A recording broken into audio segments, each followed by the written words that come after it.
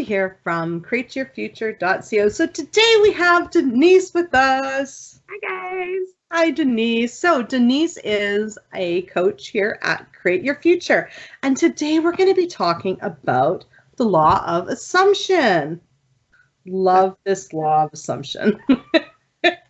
It's amazing. It goes perfectly with my entire, saying of, if you don't want to be rejected, then never create or accuse someone of rejecting you. Often I hear, people say, well, there's a fight in my head. There's a fight in my head. And yeah, you know what? Sometimes when we are doing intentions, there is going to be a little bit of a fight, especially if we're fighting against, previous experience and previous evidence that we're trying to create something different. But, one thing that, I like to use is the law of assumption and giving people the benefit of the doubt, and living and practicing that law of assumption. So like, for instance, let's say, Jerry says, well, I'm busy. I can't, come over and hang out with you today.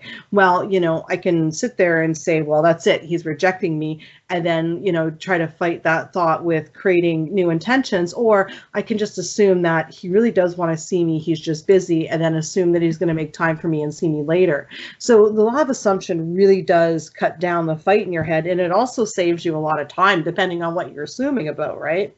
Mm-hmm. Yeah. And if your thoughts and beliefs are manifesting, then what you're assuming is going to start manifesting, so you want to assume the best in everybody. You want to assume that, no, he just hasn't checked his phone, or he forgot it, or he's busy, or there's no connection, or he's nervous about what to say back to me. Like, there's so many positive things you can assume in any situation.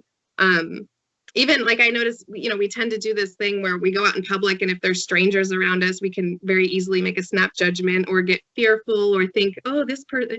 No, just start assuming the best in everybody all the time. And you'll feel yourself shift as you do it. Like if you approach a situation where you start to feel tense or unsure or unsafe, I just assume I know the best. Everything is always working out the best for me. Everyone has the best intentions for me. I'm the creator of my reality. I've created everyone in this reality to support me and care for me and love me and be kind to me.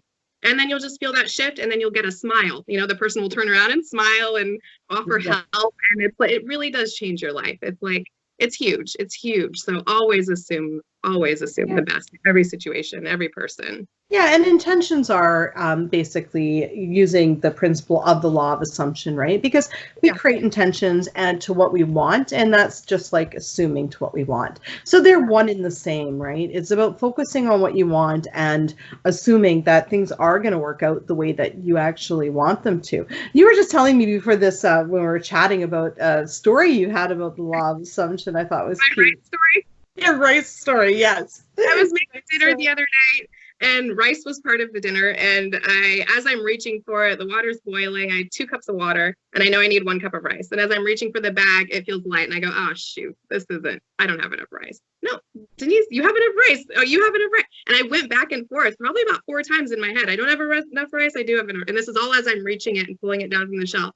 And it feels pretty light. And I finally got solid and firm because I was really aware of what I was thinking. And I said, no, you're in the reality where you have enough rice, and that's that.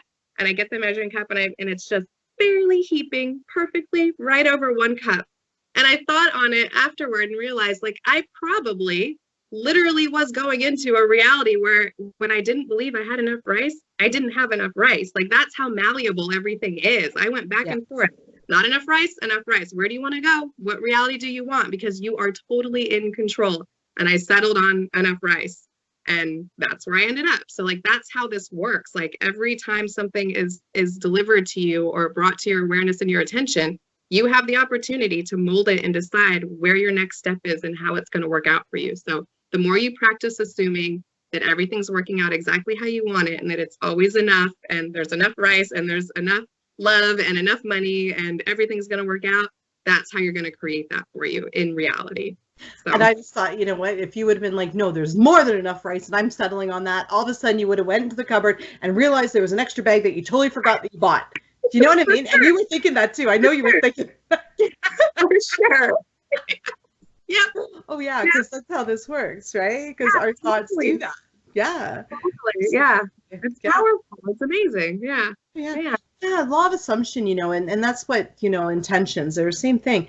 I intend that everything always works out. And sometimes, when I create that as a blanket intention for the day, so let's say in the morning, I've got a lot of moving parts going on, I'll just intend that everything works out. And then what I'll do is sometimes, someone will email me, change an appointment or something.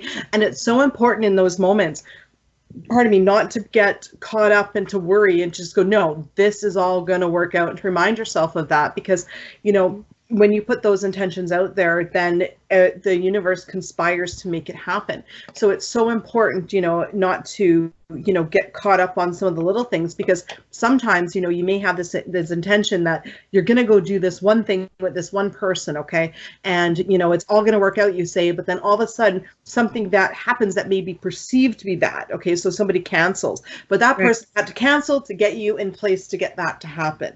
So again, right back to what you said, Denise, was assume that everything is working out in your favor to get you towards your goal. So that's why you also got to be clear on what your goal is. Like, you got to be clear on your end game. Sure. Even to this day, there's a couple things that I'm working on that I haven't been clear, and I've been suffering the consequences of that. It's like, you've got to get clear. You got to be clear on what you want, and intend it's going to work out, right? Yep. Yeah. Because it always will. If that's what you intend, it'll keep working out the way you want it. Exactly. And I love those days when I look back and go, wow, that worked out perfectly. Yeah. And it's one of those things that's funny, because we all do it, even when we're not trying, we do it in hindsight, right? It's easy to look back and go, oh, now I see why that happened. So it could get me here. And but if we can do that preemptively and start paving it that way, it's so much easier on ourselves. So preemptively, so the law of assumptions is what creates a bridge of events, right? Yeah. A bridge of events is never laid out for you ahead of time. You create the bridge of events with your assumptions. And then, like you said, when you look back, oh, that's why that needed to happen, that's where you can identify what your bridge of events were, right?